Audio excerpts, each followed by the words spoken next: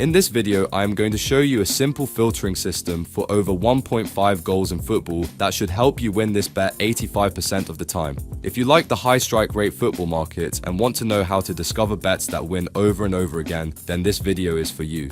Now, before we get into the system itself, we need to understand the logic behind it, because every profitable approach in football betting has to start with a clear edge, and in this case, the edge comes from a very simple idea. Most of the betting volume in football goes into the match result market, backing a team to win or trying to predict the outcome, or on the over 2.5 goals markets. That's where bookmakers are the sharpest. But when you move away from that, into total goals markets, especially something like over 1.5 goals, you're dealing with a market that is often priced more broadly, less precision, and more room for inefficiencies. Now combine that with the fact that football, globally, has a very high baseline probability of at least 2 goals being scored, and what you start to see is a gap between true probability and the price being offered. That gap is where the value sits. Once you understand that core logic, the actual execution becomes a matter of discipline, which starts with phase 1.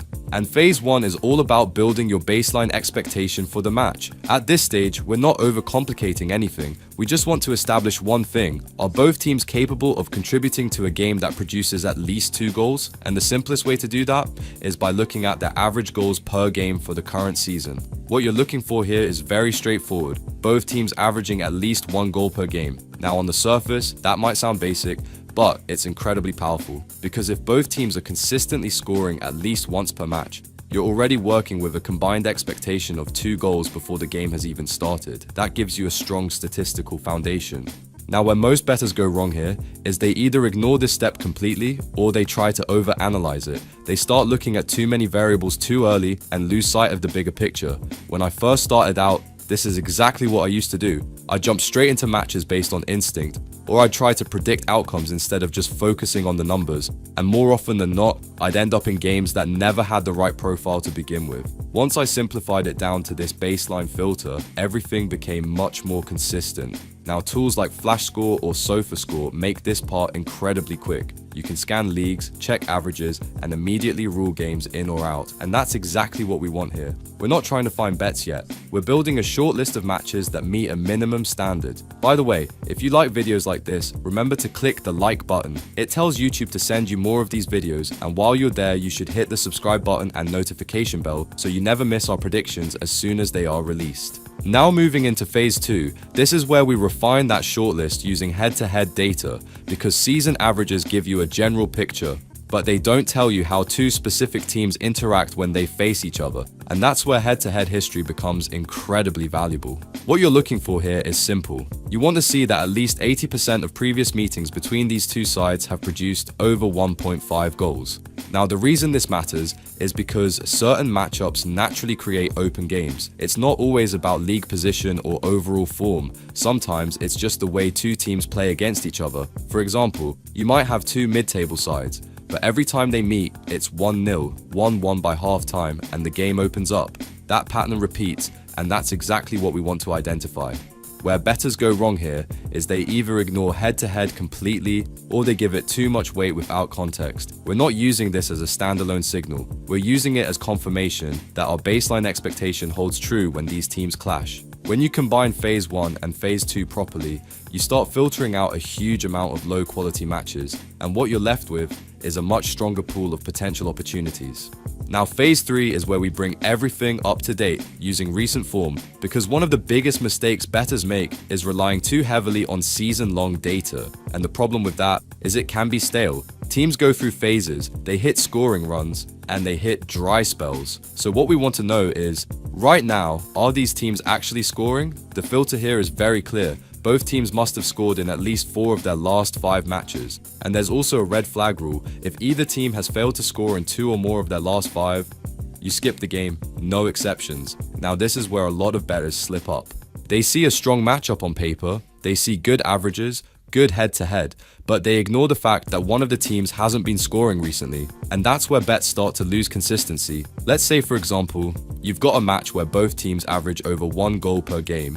Head-to-head looks strong, but one side has gone 0-0, 1-0, 0-0 in their last few matches. That's a clear warning sign.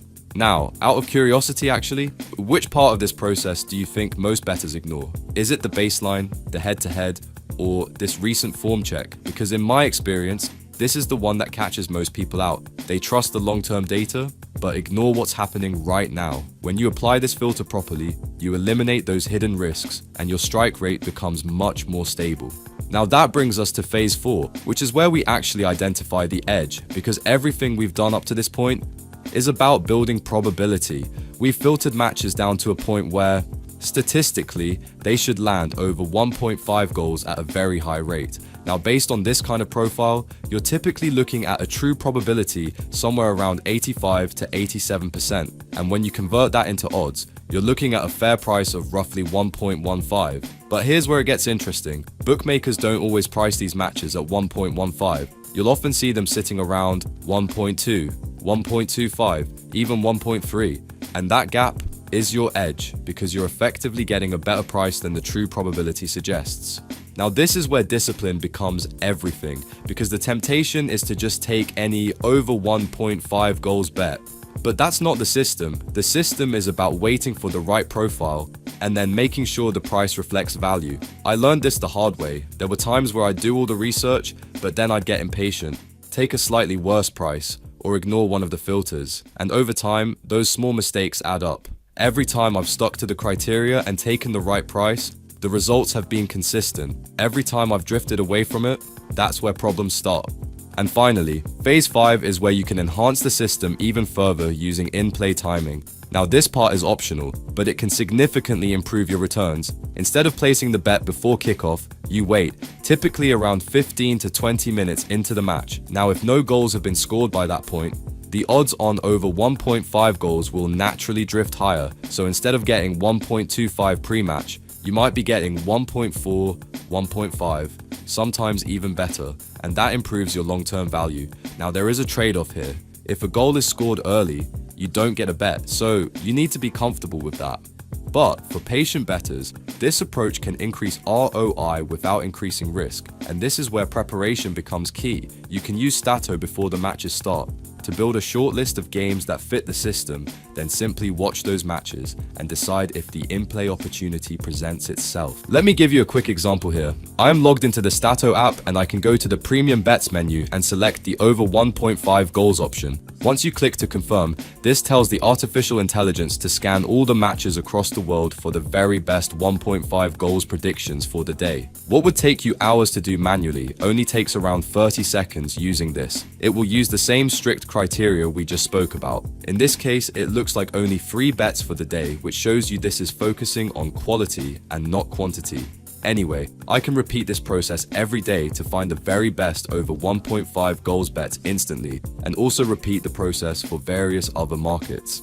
Anyway, if you want to try the software for yourself, then click the links in the video description, or I will leave a QR code on the screen for you to scan. Now the key thing to understand with this system is that it's not designed to be exciting. You're not chasing big odds, you're not looking for massive wins. What you're doing is stacking high probability outcomes over and over again across a large number of matches, and because football is played every single day, this becomes a repeatable process, a consistent approach, something you can rely on long term. If you enjoyed this video, make sure you hit the like button. It tells YouTube to show you more of this kind of content. There's another video on the screen right now, go and check that out, and I'll see you over there.